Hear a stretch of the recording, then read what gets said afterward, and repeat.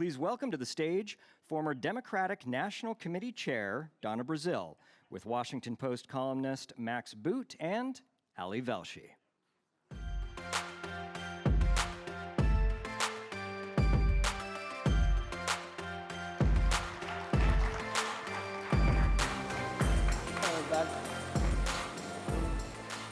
Hello again.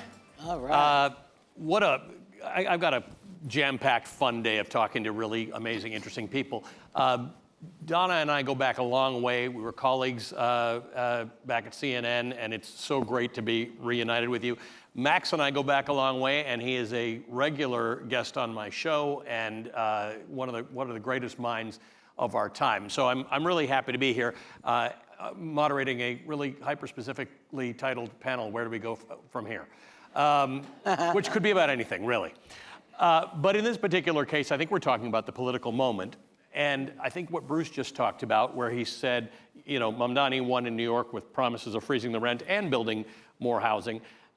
Last Tuesday, a week ago Tuesday, I was at that big board at MSNBC. And assuming it was going to be a really late night, we were planning on it going right into the morning. I had all sorts of exit polls and cross-tabulations ready, and of course, this election was over very early, so I didn't get to tell people. But one of them that was most interesting, based on exit polls versus actual results, Donna, was that most people felt that affordability was the issue that they were going out. Obviously, California was a little bit different, but virtually nobody was terribly tied to ideology in this last election. There were demographics that had been thought to be unavailable, in particular to Democrats that voted for Mamdani in New York. Right. All sorts of weird things happen to show that everything is dynamic. Right. Well, first of all, it's great to be back here in Philadelphia, the city of brotherly love and sisterly charm, the birthplace of democracy. And of course, where I became chair of the Democratic Party for the second time. I was afraid to come here because I looked both ways. I said, I hope nothing is going on with Ken Martin, you know? So thank you, Philly. Thank you for always extending your warm hospitality.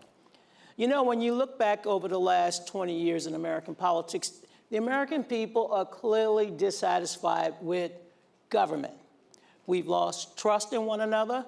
We no longer believe in the institutions that once undermined, provided what I call the standards of norms. And so what I saw last week was the American people once again telling not just Washington, but places in between, including in Mississippi. I mean, you know, I'm from Louisiana. We never thought we didn't have a lot of good thoughts about Mississippi. Just the Mississippi River, of course. But people in Mississippi, in Georgia, in places across America, Pennsylvania, you all did fantastic. But I was watching Virginia, Max, because I live across the bridge. And, you know, a year ago at 10:45 p.m., I kept saying to myself, what the hell is going on in Virginia? Where's Loudoun County? Where's Fairfax? Where's Arlington? This time I was like, you see what's going on in Prince Williams? I mean, are you watching Roanoke? I'm like, where the hell all those Democrats come from? We didn't see them last year. And then here in New Jersey, Passaic, Elizabeth, Hudson. I kept saying Essex County. I'm like, the black people are back? The most important thing was the testosterone shift that we saw last year, young men going, you know, lurking to the right. They also return home. And young women, 80% voted. And I think this is the answer to your question. People won't change. Mm-hmm. They're tired of the status quo. The American dream is no longer affordable. And we have too many of our fellow citizens, Alec, living on the outskirts of hope. How do you let so many people live on the outskirts of hope? And we cannot have a government that only serves the wealthy and the well-off and the well-connected. We must find ways to bring people from the outskirts of hope back into the circle of opportunity. Elections are one thing, but it's your participation 364 days out of the year, that one-day vote. But the other 364, you have to stay engaged, you have to listen, you have to learn, and you have to build community. So where do we go from here? We keep working. We keep building. We keep putting new life into our democracy. And I hope you all like my pink. So interesting, Max, because someone who would have found what Donna just said about living on the outskirts of hope and creating a better future is someone you've written a book about, Ronald Reagan. So when people talk about Reagan Democrats, this whole concept that people who were not available to the Republican Party became available under Ronald Reagan because he talked about aspirational things. That's not the Republican Party we have today. Once in a while, somebody in this current Republican Party invokes Ronald Reagan, but a point you made on my show is that it's not really a good parallel to draw. Yeah, it's kind of ironic, and it's great to be here with all of you and on a panel with two people for whom I have such great respect as Ali and Donna. But, you know, it's kind of ironic about Ronald Reagan because, of course, Donald Trump has a big portrait of Ronald Reagan in the Oval Office, and he became very aggrieved a few weeks ago when Ontario ran these ads during the World Series, quoting Ronald Reagan, in fact, with Ronald Reagan's voice, denouncing tariffs and announcing his support for free trade.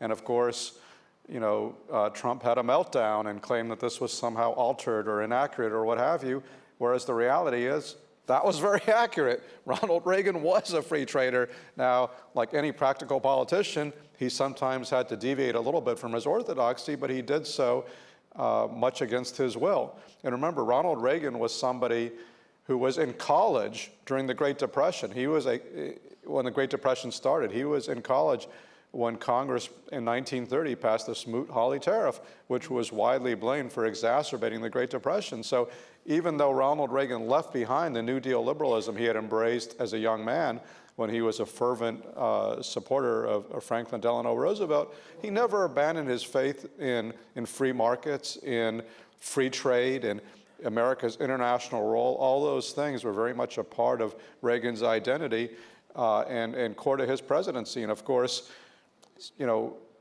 Donald Trump wants to bask in some of the reflected halo of Ronald Reagan's presidency, but he's abandoning many of Reagan's positions, and not just on free trade, but also on immigration. I mean, one of the ironies of the Reagan presidency was that in 1980, one of Ronald Reagan's campaign slogans was "Make America Great Again," which is obviously pretty familiar.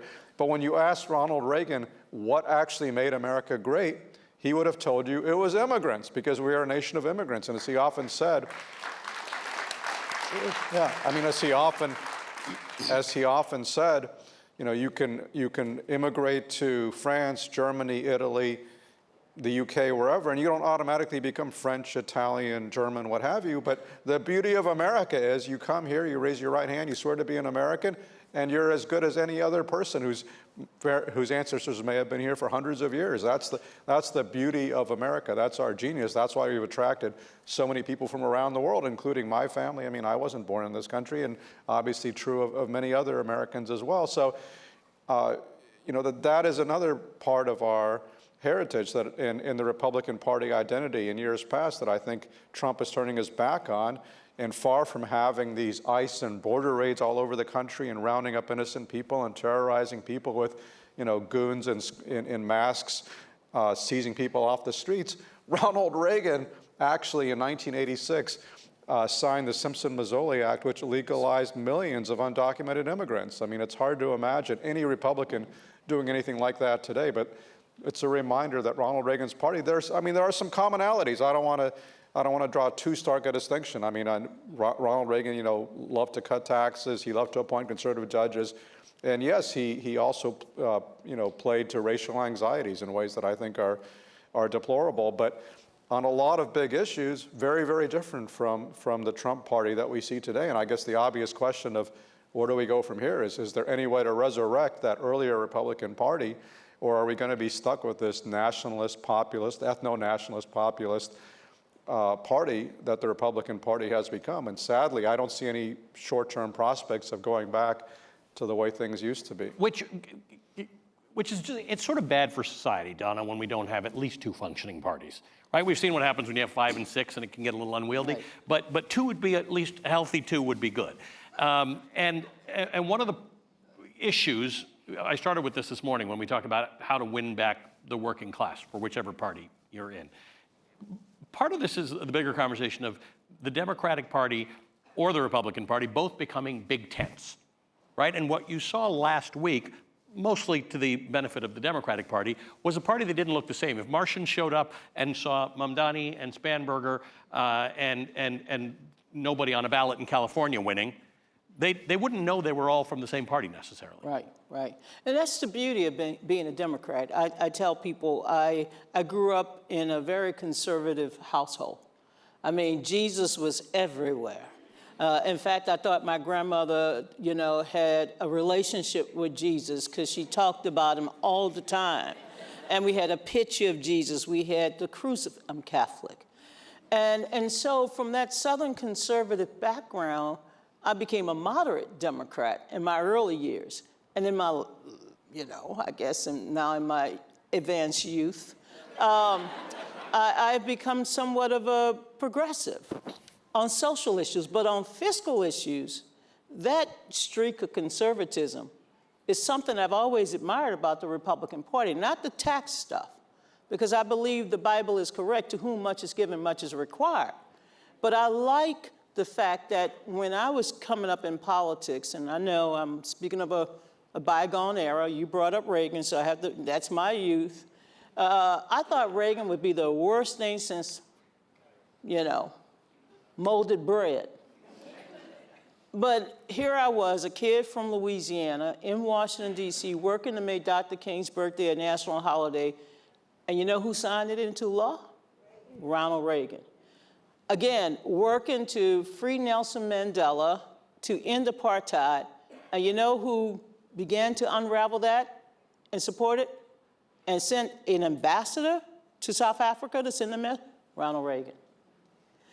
And you know who I quote lately, especially some of his speeches on the international stage, when he talked about freedom and democracy? Ronald Reagan.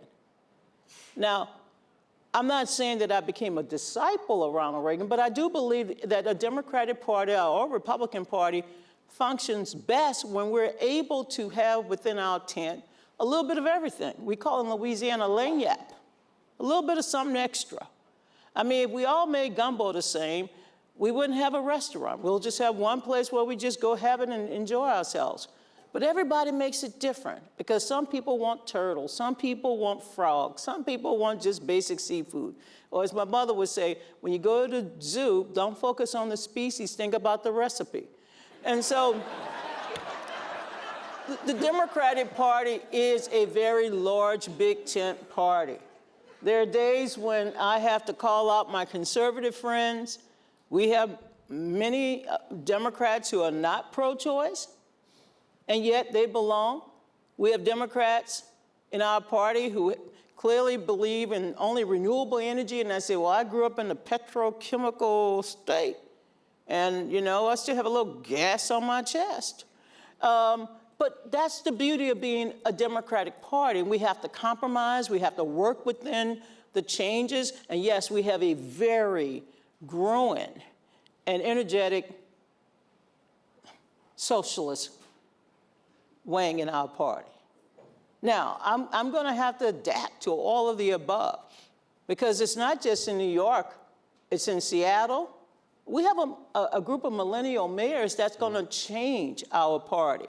And yet we're going to adapt, but we have to learn how to compromise. And compromise is not a dirty word. We have to learn that we can bring our best ideas to the table, the full imagination of our spirits, but we have to learn that it's not zero-sum politics, where your side, when you lose, you go to hell. My side, I win, that's it. I'll never forget, and I'll say it quickly. One of the most humbling experiences in my years of life occurred 20 years ago. Hurricane Katrina devastated my hometown, devastated. I never thought I would ever live to see the day where my family was just wiped out. My family, at the end of the day, they were either rescued or they evacuated 8 states and 14 cities. My dad, a Korean veteran, called me and said, 9 of us, so he said, girl, go sit down with George Bush. I said, are you crazy? You drinking too much Old Milwaukee? He said, no, you got to go talk to the president. I'm sure you know him. I was Al Gore's campaign manager. Don't put that one on me. And you know what? That was the best advice I ever received. I sat down with George Bush, Dick Cheney, and many, many others who I never agreed with on anything. But we worked it out so that Louisiana could rebuild its levee system, so that we can get the pumps working when the electricity went on, when we got our schools reopened, our houses rebuilt. George W. Bush and Karl Rove said, I am the most expensive date that ever came to the White House. But my motto was a song from The Temptation, Ain't Too Proud to Beg. And I'm so grateful, not only to you, the American people, because you paid for it, but I'm also grateful that George W. Bush and Dick Cheney allowed this Al Gore campaign man, this Democrat, to sit in the White House for over 3 years to basically talk about how to rebuild the Gulf Coast. And when I go home next week, Max, is that Thanksgiving week coming up? Yeah, because you know I'm hungry. There's nothing like Louisiana gumbo. When I go home, Allie, the first thing I do, I stop on Tulane Avenue and I look at that new VA center. My dad, before he passed away, he said, we need a new VA center. And George W. Bush approved it, Barack Obama funded it. So thank you all. I think that was very well put, Donna, but listening to you, I'm getting very hungry. I need some gumbo after this. Well, That's funny, because I was going to say, listening to Donna, I feel reminiscent of the fact that I've never been a Republican. And this is kind of interesting, because we all talk to conservatives who believe both of the things you just said. So there's a world in which the Republican Party, or let me put it this way, there are conservatives in the country who do not wish to be part of this particular incarnation of the Republican Party. Is there a home for them somewhere, Max? Is there some place that they're all sort of hiding out, ready to bust out and say, we're taking the party back? Well, I don't know. I used to think that there were a lot more of those folks than turned out to be the case. I felt like, in terms of, as an original, never Trump Republican, going all the way back to 2015, I kind of concluded that never Trump Republicans, there were maybe enough of us for a dinner party, but probably not for a political party. I don't know if that's going to change or not. I think it is important that it does change. I mean, I think it'll be interesting to see what happens after Trump, assuming there is an after Trump, because so much of the Republican Party today has become a cult of personality, and it's really built around Trump's personality. And I don't know whether J.D. Vance or anybody else can carry that forward and keep this coalition together. So it's possible that there may be a post-Trump crack-up, again, assuming there is a post-Trump era. And I kind of go back to, listening to what Donna was saying about working with the Bush administration, kind of reminds me of why Ronald Reagan was so successful. And I think there's kind of a mythology about that, because a lot of folks on the right want to paint Reagan as this true blue conservative who never deviated from right-wing ideology and always stuck by his guns and all that. And nothing could be further from the truth. In fact, if he had done that, he would have been a pretty unsuccessful president. He would not be as revered as he is today by so many people. And in fact, if you actually look at Reagan's record, there's a sharp dichotomy between the way he campaigned and the way he governed. He campaigned on the right, but then he shifted to the center when he took office. And in Sacramento, as governor of California, he cut deals with Jesse Unruh, the powerful Democratic Speaker of the California Assembly, just as he later cut deals with Tip O'Neill in Washington. As governor of California, he signed one of the most liberal abortion laws in the country and one of the toughest gun control measures. He regularly excoriated my alma mater, UC Berkeley, but nevertheless greatly increased funding for higher education. I already mentioned how, as president, he signed a law that legalized millions of undocumented immigrants. And he also, while cutting taxes, he also raised taxes. And ultimately, he helped to end the Cold War by working with the world's #1 communist, Mikhail Gorbachev, to peacefully disarm. So his record in office is very much at odds with this hardline image of him. And in fact, Reagan himself often had nothing but disdain for Republicans who want to go over the cliff with their flags flying. He often said, I'd rather get 80% of what I want today and come back for more tomorrow than hold out for everything today. And you would never hear Ronald Reagan describing his opponents as radical left Democrats or vermin or whatever the terminology that you hear today. He talked about them as my friends and kind of assumed that they were well-intentioned but maybe misguided or had different ideas on policy, and that he could reach across the aisle to them. And it was, you know, it's really hard for me to, there's so many things I don't understand about the Trump phenomenon, even after all these years, but he's really, you know, Trump is really banking on a politics of division, which is kind of the opposite of what you normally see, which is a politics of addition. And that was certainly Ronald Reagan's formula. He reached out to people. He made people feel good. He blurred partisan differences. And in 1984, he won 49 out of 50 states. I mean, imagine that, 49 out of 50 states. It seems absurd, unthinkable today, and yet he did it. And, you know, I just don't understand how Donald Trump can be content with a 41% approval rating. He doesn't say it's 41%. Right, he thinks it's like Yes. 91%. Maybe just denying reality is the answer. So, Donna, one of the things when you talked about the election last week, the turnout numbers were kind of amazing, right? In Virginia, it was 53.3%, New Jersey, 54%. New York City, one of the reasons we were able to call that election right as polls closed was so many people voted. I think the highest turnout since 1969 or something. Yes. California fascinates me. In a normal year, they get 16 or 17 million people for a presidential election. They got over 10 for an election in which there wasn't a person running. Right. That's right. That That alone is a remedy, right? You said people have to do things 364 other days a year. They're already doing one, so you only have 363. But this is what we're talking about. People showed up for democracy. It might have been about affordability, but they showed up to speak. That's right. But also they showed up a few weeks earlier at the No Kings rallies across the country. Now, I'm a movement girl. I love movements because there's something about the dance of democracy that still captures my imagination. And the No Kings rally was just awesome. I mean, I was watching everybody when people were gathering, the costumes that they wore, the signs. I felt like it was a day that we should say we had a rebirth. And then 2.5 weeks later, we go to the polls. People are feeling their power. And I think while Donald Trump loves to make everything about himself, we talk about him all the time. I cannot imagine going to church on a Sunday and say, "Bless me, Father, I've sinned." I talked about Donald Trump again. I mean, it's just too much. And yet the American people want to feel a sense of community, a sense of belonging, a sense that they can get things done. And yes, politics, public office is one of the most visible features of our democracy. I think everyday ordinary citizens are feeling their power.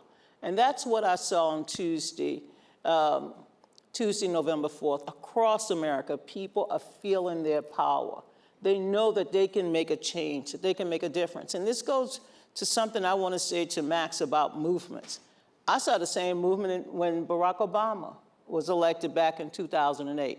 People were fed up.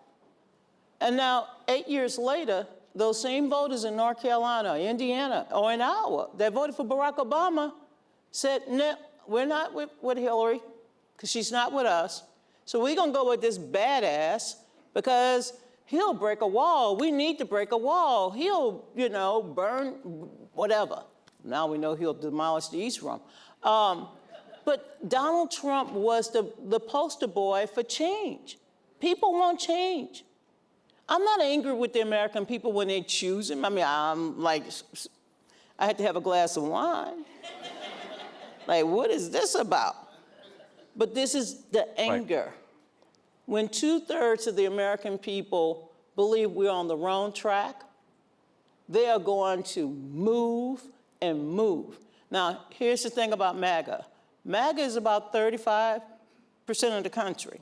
The rest of us, we're free to form a more perfect union. And we should start thinking about how to do that so that we're not caught into this trap that we got to just keep going with this one or that one. We can change things. We can move in a different direction, but it's up to us. Citizenship requires us to have an act of faith in our own ability to govern ourselves. I mean, I'm a little kid growing up in Louisiana by the bayou. Every time it rained, you know, we lived so close to the Mississippi River, we had waterfront property, okay? But poverty didn't define me. It did not tell me my limitations. It did not tell me that there was a glass ceiling. That poverty motivated me to do more, to work harder, to get my education so that I can come out of that situation knowing that I can make a difference. Now, we all can make a difference. I was a young kid. I didn't wait until I was 18. I started organizing at the age of 9. Well, you know, some people, I wasn't into Barbie. And because of that organizing, we got a playground. I mean, Allie, I had small goals. And then, you know, I mean, one thing leads to another. I mean, I got to Washington, D.C., Coretta Scott King said, we'll never get a King holiday. I'm like, I'm 21, I ain't got nothing else to do.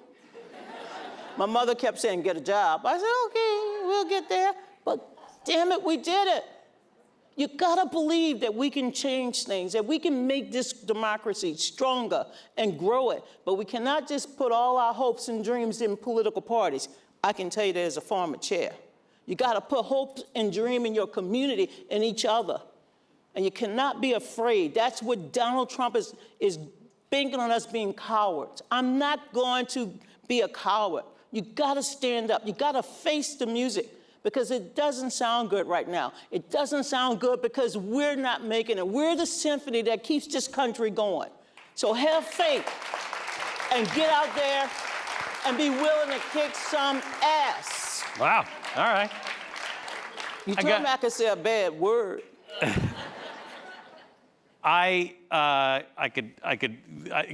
We are the symphony. That is something. That I'm not going to be able to top today. I thank you both. You both are remarkable commentators, remarkable authors, and I invite you to read their books because I've learned a lot from them. Thank you for this amazing discussion, and great to see you both. Thank you. Thank you.